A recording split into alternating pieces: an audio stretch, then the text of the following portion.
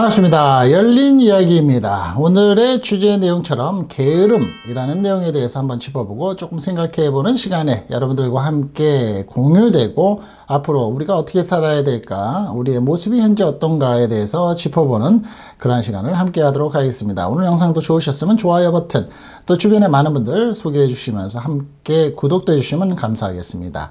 자, 여러분들은 현재 시청하시는 분들이 게으르더라고 본인이 느끼시나요? 혹은 나는 게으름이 없지만 내 식구들, 내 가족들, 내 친구들은 게으름이 있기 때문에 가끔 지적질을 한다라고 생각을 하시나요? 제목에서 보신 것처럼 게으름은 모든 불행의 뿌리다 라고 얘기를 한 사람이 있습니다.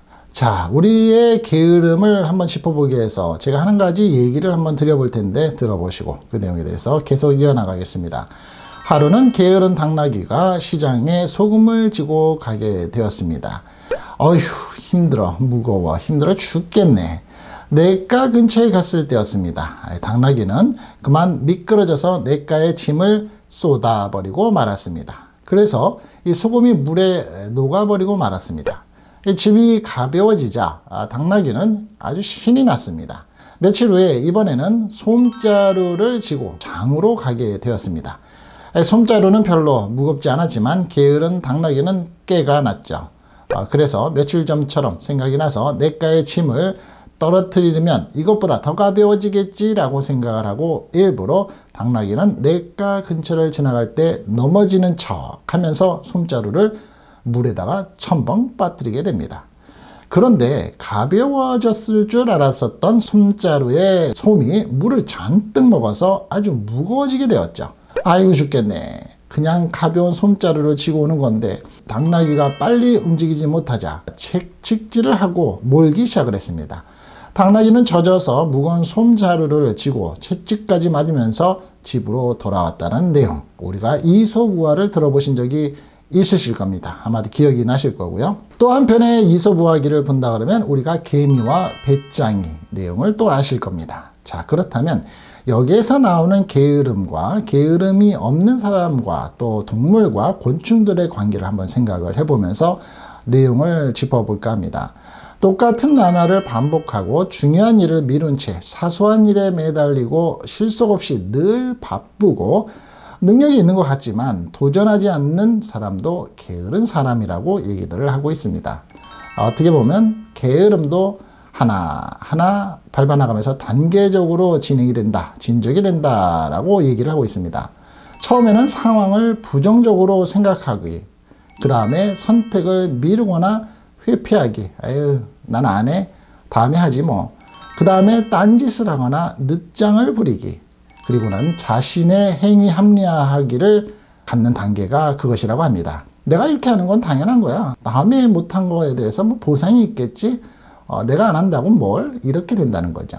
자, 이런 단계를 거쳐서 병이 깊어진다면 전문가의 도움이 필요하다라고 의학계에서는 또 조언을 하고도 있는데요. 이에 따라서 전문가, 병의학 쪽에서는 이것을 병적 게으름이라고 얘기를 한다고 합니다. 이 게으름에 대항해서 자기 방어를 포기했다는 점이라고 본다는 거죠. 그리고 게으름의 피해가 삶의 특정 영역에 국한된 것이 아니라 삶 전체로 확장이 된다는 점에서 일반적인 게으름과 그것은 구분이 된다고 보는 시각도 있습니다. 자, 그렇다면 우리가 이 게으름이라는 거 알고도 있고 못 고치고 있는데 이 게으름을 어떻게 극복을 해볼까요? 앞서 말씀드린 것처럼 이 게으름은 모든 것의 불행의 씨앗이 되고 뿌리가 된다라는 얘기를 들었을 때, 그렇다면 게으름의 극복의 출발점 어떻게 해야 될까요? 그것은 우선 내가 일반적으로 다른 사람들에 비해서는 문제가 있다라는 것을 인식하는 데에 있다고 합니다. 이것은 자신을 비난하거나 비판을 하라는 뜻은 아니고요. 그렇다면 변명을 하라는 뜻이냐? 그것도 아니라고 합니다. 더 이상 이렇게 살아서는 안 된다라고 각성을 하라는 뜻이라고 합니다.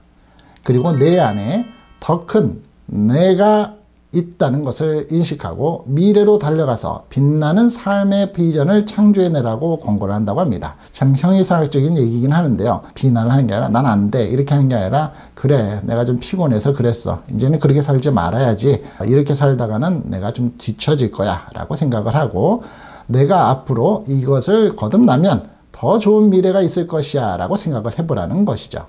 그리고 문제가 있는 현재와 미래의 비전 사이에 단단한 이정표를 세우더라고 말을 하고도 있습니다. 정해진 시간에 정해진 장소까지 도달하려면 가진 환경과 나의 마인드와 싸워야지만 되겠죠. 그리고 이 싸움은 어려운 싸움이 될 수도 있습니다. 하지만 반드시 성공을 하겠다라는 의지가 있으면 승리가 바로 중간에 포기를 하지 않고 비전을 향해 나아가게 되는 힘이 있기 때문에 가능하다고 얘기를 하고 있습니다.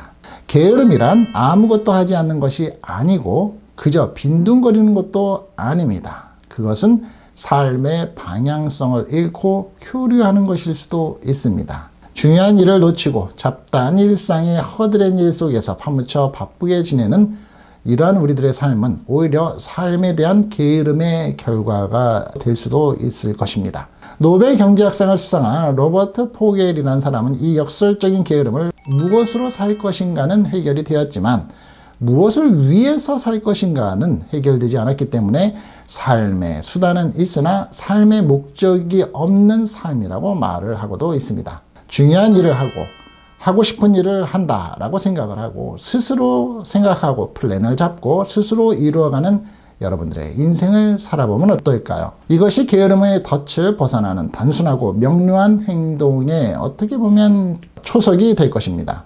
자, 마지막으로 제가 이 전문가들이 말하는 병적 게으름 진단표를 한번 말씀을 드릴 텐데요. 여러분들이 들어보시고 상태를 표현하고 생각하면서 그렇다라고 하면 O가 되고요. 아니면 X라고 판단을 하시면서 10가지의 체크를 해보세요. 그리고 10개 중에서 4개 이상이면 병적 게으름을 의심해 볼 수 있다고 합니다.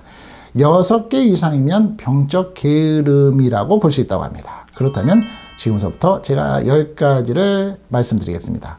지난 6개월 동안 게으름에서 벗어나야 한다는 생각을 반복하고 있다. 자, 두 번째, 넌 너무 게을러. 게으름의 표상이야 라는 지적을 종종 받고 있다. 세 번째, 그래 난 게을러서 못해 라며 맡겨진 일이나 할 일을 자주 피하고 있다. 네 번째는 게으름이 삶 전체의 영역으로 확산이 되고 있는 모습을 내가 느끼고 있다. 다섯 번째, 삶의 지향성이나 목표가 없다. 여섯 번째, 즉각적 쾌락을 주는 대상으로서 술, 게임, 쇼핑, 약물 등에 점차 중독이 되어가고 있는 것 같다. 일곱 번째, 난 무능하기 때문에 실패할 수밖에 없다라고 미리 생각을 한다. 여덟 번째는 게으름에서 벗어나려는 시도가 번번이 실패했다. 아홉 번째는 대인관계를 피하고 점차 혼자 있는 시간이 많아지면서 그런 시간을 보내고 있다. 마지막 10번째입니다. 내 인생은 더 이상 희망이 없다. 자, 10가지 중에서 6가지가 되시면 이것은 병적 게으름이라고 하고요.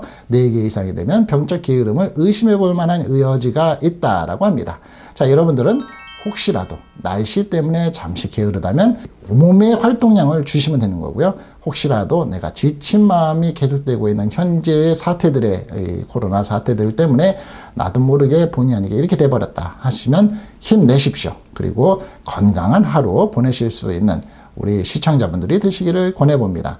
게으름은 모든 불행의 뿌리라는 얘기로 오늘 짚어봤습니다. 다음 시간에는 또 다른 모습으로서 더 좋은 영상의 내용으로서 함께 찾아뵙겠습니다. 열린 이야기였습니다. 감사합니다.